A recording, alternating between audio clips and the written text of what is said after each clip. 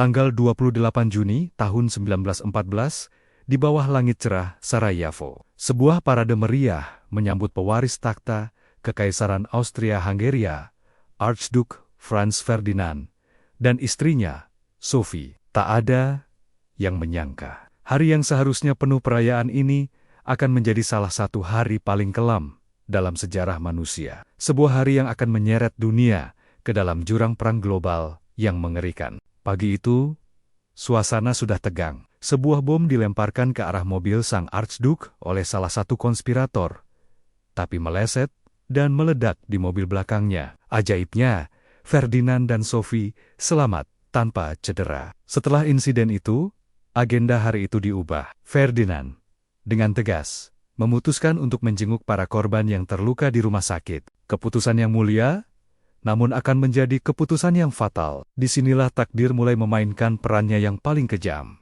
Rombongan kerajaan berangkat menuju rumah sakit. Namun, terjadi kebingungan. Sopir di barisan depan, yang tidak diberitahu tentang perubahan rute, berbelok ke jalan yang salah. Tepat di tikungan tempat seorang pemuda berusia 19 tahun, Gavrilo Princip, berdiri dengan putus asa. Princip adalah bagian dari kelompok nasionalis Serbia yang gagal dalam percobaan pembunuhan pertama. Merasa misinya gagal, ia berjalan ke sebuah kafe di pinggir jalan untuk menenangkan diri, mungkin meratapi kegagalannya. Bayangkan keterkejutannya ketika, entah dari mana, mobil terbuka yang membawa target utamanya, Archduke Franz Ferdinand, tiba-tiba berhenti dan mulai mundur tepat di depannya. Sejarah memberinya kesempatan kedua yang mustahil. Tanpa ragu, Princip melangkah maju. Ia menarik pistolnya. 2 tembakan memecah keheningan. Peluru pertama mengenai leher Ferdinand. Peluru kedua, yang sebenarnya ditujukan untuk Gubernur Potiorek, malah mengenai perut Sophie. Kata-kata terakhir Ferdinand yang terdengar adalah bisikan lirih kepada istrinya yang sekarat. Sophie, Sophie, jangan mati. Bertahanlah untuk anak-anak kita. Namun, takdir berkata lain. Keduanya meninggal dunia dalam hitungan menit. 2 peluru dari pistol seorang pemuda di sebuah tikungan jalan yang salah. Siapa sangka?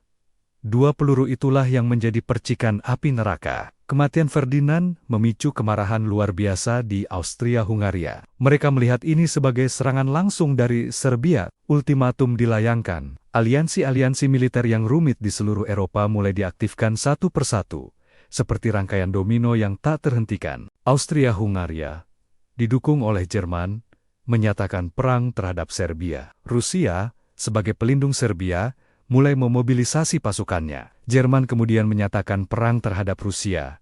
Prancis, sekutu Rusia, ikut terseret ketika Jerman menginvasi Belgia untuk menyerang Prancis.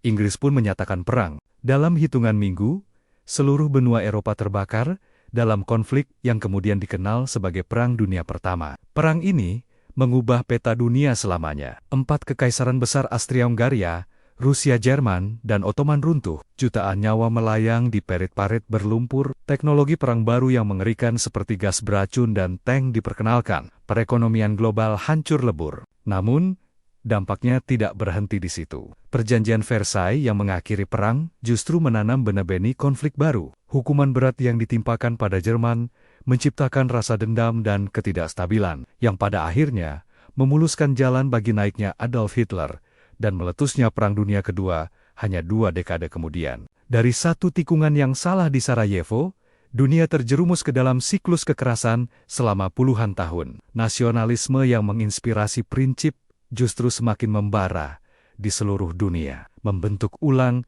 negara-negara dan memicu lebih banyak perang. Perbatasan-perbatasan baru digambar, terutama di Timur Tengah, menciptakan konflik yang bahkan masih kita rasakan hingga hari ini.